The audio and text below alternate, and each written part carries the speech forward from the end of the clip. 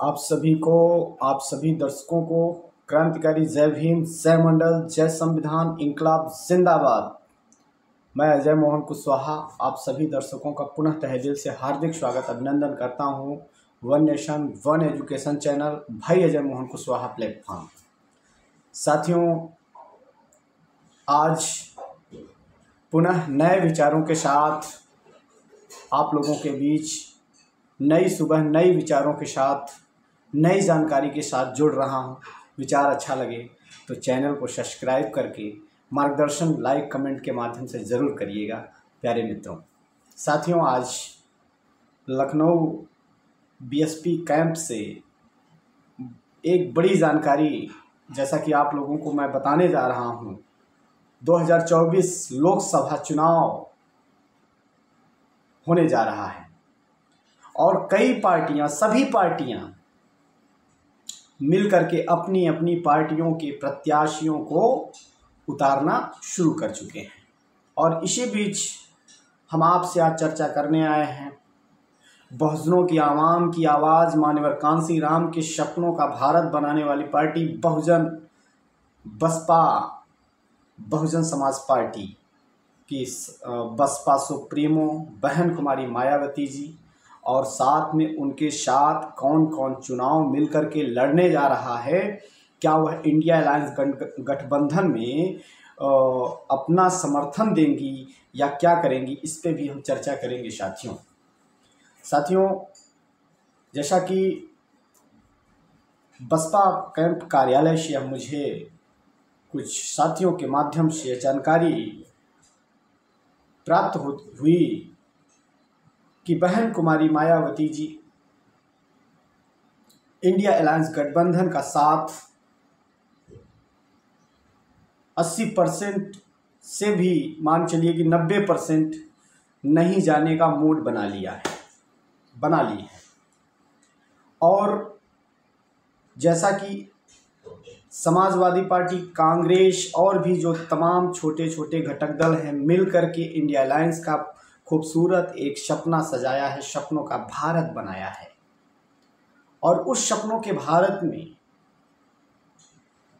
अगर बहन कुमारी मायावती जी बहुजनों की आवाम की आवाज़ उठाने वाली नहीं रहेंगी तो क्या वह सपना साकार हो सकता है?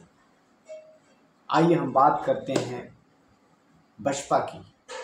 बसपा उत्तर प्रदेश में 4 बार बहन कुमारी मायावती जी को मान्यवर कांसी राम के मार्गदर्शन पर के कार्यों के माध्यम से 4 बार मुख्यमंत्री बनती हैं।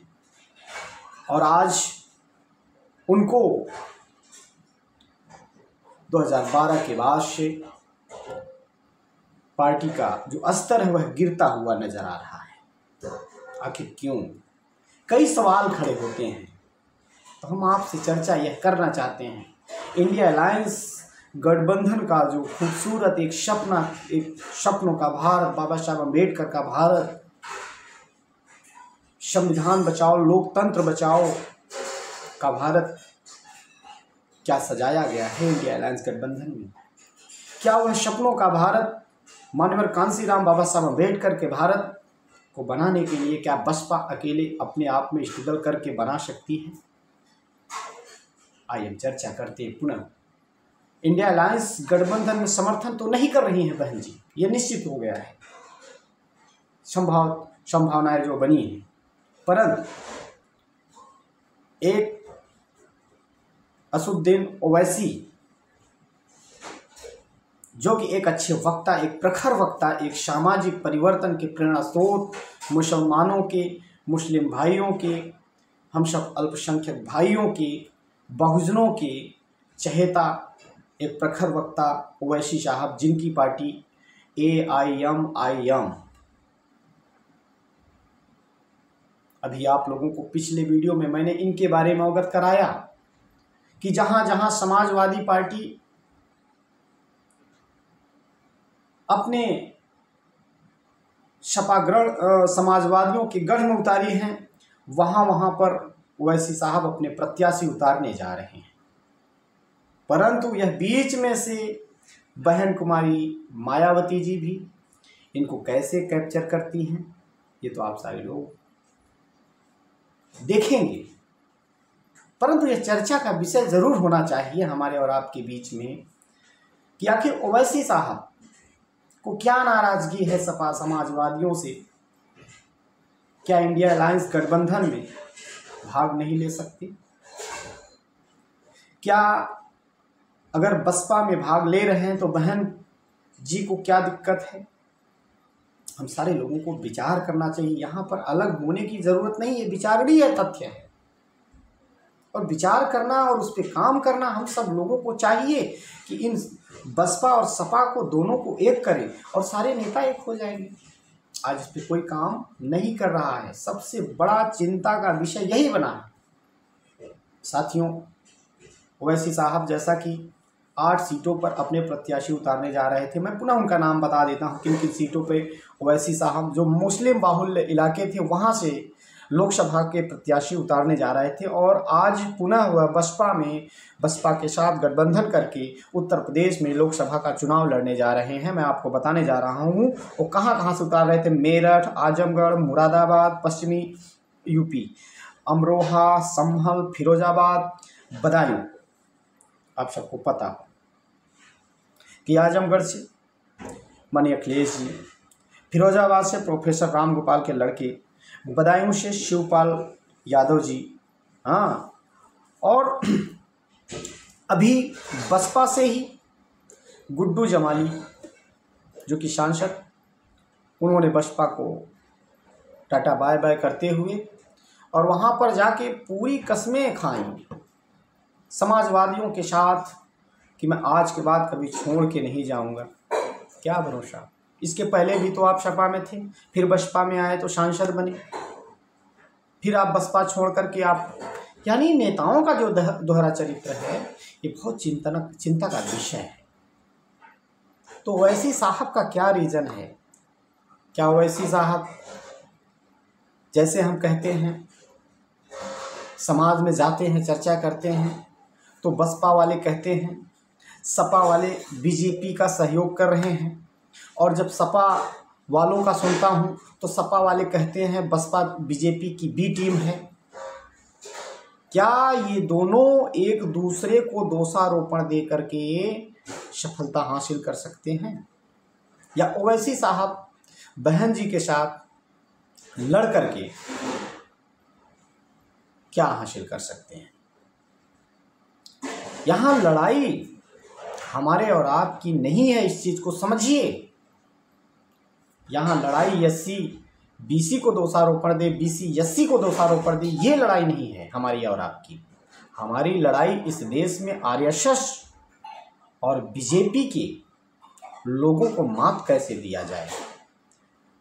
संविधान को जलाया जा रहा है, संविधान के नक्शे को बदला जा रहा है, संविधान के अनुच्छेदों को बदला जा रहा है। हमारी लड़ाई इसकी है। हमारी लड़ाई है लोकतंत्र बचाने की, हमारी लड़ाई है किताब और कलम बचाने की, हमारी लड़ाई है समाज की, बहुजनों की, आवाम की आवाज़ को लोकसभा विधानसभा में पहुंचाने की। लेकिन उत्तर प्रदेश के ये दो लोग उत्तर प्रदेश में ही लड़ते झगड़ते रह रहे हैं और कभी इन्होंने दिल्ली का रास्ता तय ही नहीं करना सीखा। आखिर क्यों? आखिर हम लोगों का कब तक ये लोग फ़ायदा उठाएंगे? हम लोगों का अगर ये फ़ायदा उठा रहे हैं तो हम लोगों के ऊपर कब तक शोषण अत्याचार होता रहेगा? बहुत चिंता का विषय है साथियों। तो मैं आप सभी से आग्रह करूंगा, निवेदन करूंगा कि आप सारे लोग बहुत जागरूक हैं और कोशिश हमारी अभी भी जारी है। बहन जी और अखिलेश जी दोनों लोग मिल करके एक उत्तर प्रदेश के ही नहीं पूरे भारत की ताकत बन करके दिल्ली की गद्दी तक पहुँचे बारी बारी से। लड़ाई हमारी इसकी होनी चाहिए। तो ओवैसी साहब से भी निवेदन करूंगा वो एक कदम बढ़ाएं। अखिलेश यादव भैया भी बहन जी के आगे झुक सकते हैं और बहन जी भी उनको अपना बेटा मान करके, भाई मान करके सारे लोग मिल करके यह लड़ाई लड़ी जा सकती है बड़ी आसानी से। और आप लोग ईवीएम के मुद्दों से भटक रहे हैं। ईवीएम का जब तक विरोध नहीं होगा तब तक कोई भी सफलता नहीं मिलेगी, ये भी ध्यान रख लीजिए। और पुनः मैं आपसे इन्हीं विचारों के साथ अपने विचार को व्यक्त किया। अगर अच्छा लगे तो इस पे विचार करिए। कई सवाल को मैं आप लोगों के बीच छोड़ा हूँ, किसी को अच्छा भी लग सकता है, किसी को बुरा भी लग सकता है। मैं किसी विशेष पार्टी, किसी विशेष जाति पे कोई टिप्पणी नहीं किया हूँ, लेकिन ये विचार जो मैंने छोड़ा है, ये जो सवाल आप लोगों के बीच में छोड़ा है, ये चिंतनीय है, ये और विचारणीय है, ये बहुजनों के हक के लिए है, इसलिए मैंने ये ऐसा सवाल किया। कई पहलुओं पे चर्चा की जा सकती है। तो मिलते हैं अगले वीडियो में आप लोगों के बीच में, और आप सभी को मैं जय मोहन कुशवाहा पुनः विदा लेने से पहले क्रांतिकारी जय भीम, जय मंडल, जय संविधान, इंकलाब जिंदाबाद, जय भारत।